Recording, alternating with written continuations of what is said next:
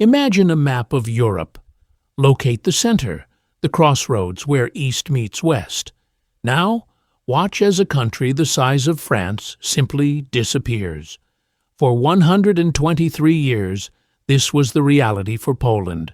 It was a nation that existed in the hearts of millions, yet occupied no space on a map.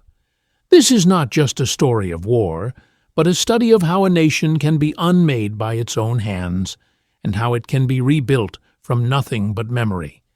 To understand the fragility of a state, we must look at the moment the lights went out, and the long, cold century that followed.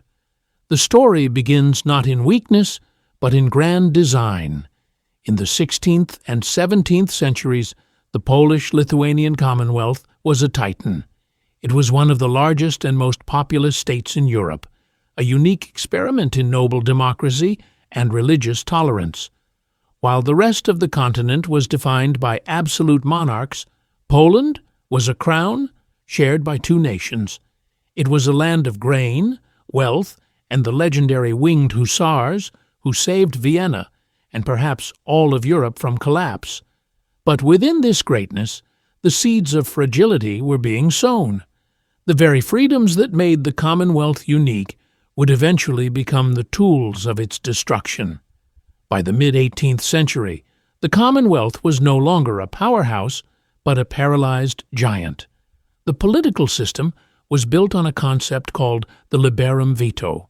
It allowed any single noble to stand up in Parliament and shout, "I stay the proceedings," instantly dissolving the assembly and cancelling any laws passed. It was meant to protect against tyranny, but it became a recipe for chaos.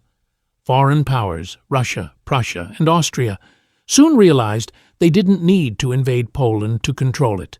They only needed to bribe a single disgruntled noble to keep the government in a state of permanent deadlock. A nation that cannot govern itself is a nation that invites others to govern it. The first blow fell in 1772. The surrounding empires, tired of the instability in their neighbor, simply reached in and took what they wanted. This was the first partition. It was a wake-up call that came too late. In a desperate attempt to save the country, Polish reformers drafted the Constitution of May 3, 1791. It was the first modern codified constitution in Europe, a masterpiece of Enlightenment thought designed to fix the government and strengthen the army. For a moment, there was hope. But the neighbors did not want a strong Poland. They wanted a vacuum. The Constitution triggered an invasion, and by 1795, after two more rounds of partitions, the Polish state was completely liquidated. For the next century, Poland was a ghost. Its territory was divided among three different empires, each with its own agenda.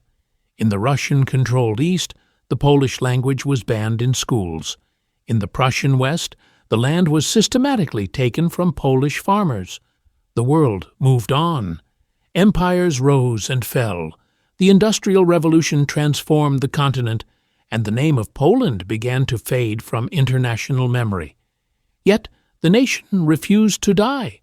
If they could not have a state, the people built a nation of the mind. Poets, musicians like Chopin, and secret schools kept the idea of Poland alive.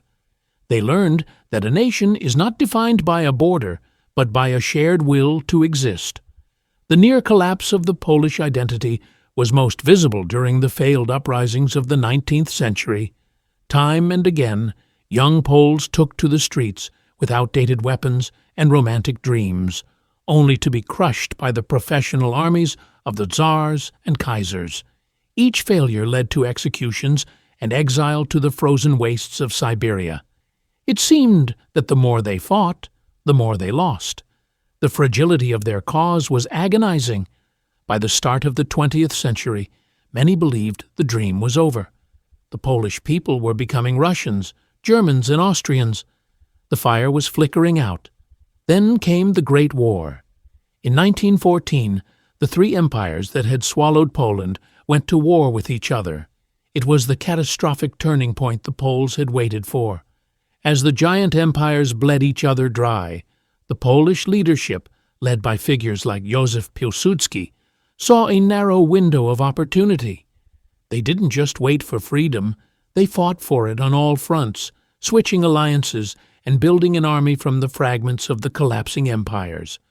When the smoke cleared in 1918, the map of Europe was redrawn. Against all odds, the Second Polish Republic was proclaimed. After 123 years of silence, the eagle had returned. But the resurrection was immediately tested. In 1920, the newborn state faced a near-fatal threat from the east. The Soviet Red Army was sweeping toward Warsaw, intent on carrying the Bolshevik Revolution into Germany and beyond. This was the moment of ultimate fragility. If Warsaw fell, the newly won independence would last only 2 years.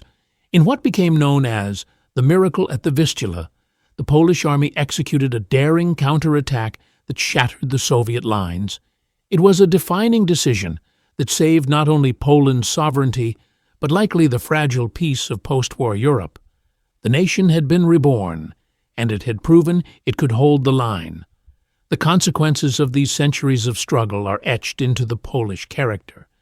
The history of Poland is a reminder that sovereignty is never a permanent gift. It is a constant act of will. The nation learned that internal division is the greatest invitation to external tragedy. Today, the scars of the partitions and the later horrors of the 20th century remain under the surface of a modern, thriving state. They serve as a silent warning of how quickly a nation can be lost when its institutions fail and its neighbors become hungry. The story of Poland is the story of the architecture of resurrection.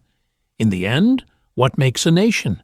Is it the lines on a map or the language spoken in the home? Is it the strength of the army or the persistence of the culture? Poland's journey suggests that a nation is a living idea.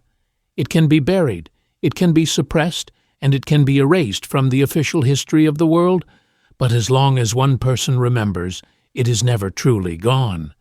The tragedy of the past is the foundation of the strength of the present.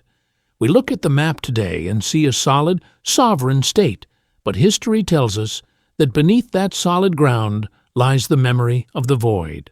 And perhaps that memory is what makes the nation truly unbreakable.